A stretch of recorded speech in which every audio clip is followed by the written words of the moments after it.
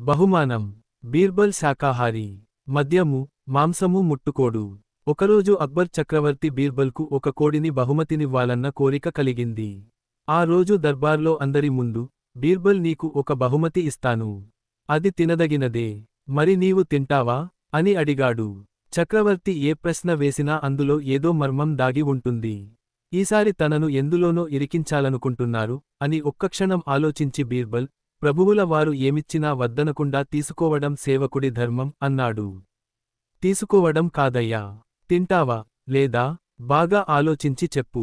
తరువాత కాదంటే నాకు చాలా కోపం వస్తుంది సుమా అన్నాడు అక్బర్. అన్నమాట మీదే నిలబడతాను ప్రభూ. మీరేదిచ్చినా ఎలాగైనా తింటాను బదులిచ్చాడు బీర్బల్. అక్బర్ వెంటనే సేవకుని చేత కోడిని తెప్పించాడు. ఈ కోడిని నువ్వు తింటావా? బీర్బల్ని అడిగాడు అక్బర్. తప్పకుండా ప్రభూ. మీకు ముందే సెలవిచ్చాను ఎలాగైనా తింటానని అన్నాడు బీర్బల్. అక్బర్తో పాటు సభలో ఉన్న వారంతా ఆశ్చర్యపోయారు. నువ్వు శాకాహారివి కదా, కోడినెలా తింటావు? అన్నాడు అక్బర్. అవును ప్రభూ, నేను శాకాహారినే. నేను కోడిని కోసుకుని తినను, అమ్ముకుని తింటాను. ముందే చెప్పాను కదు ప్రభూ, ఎలాగైనా తింటానని ముసిముసిగా నవ్వుతూ చెప్పాడు బీర్బల్. ఆయన మాటలు విని చక్రవర్తితో పాటు ఆ సభలోని వారంతా గట్టిగా నవ్వారు.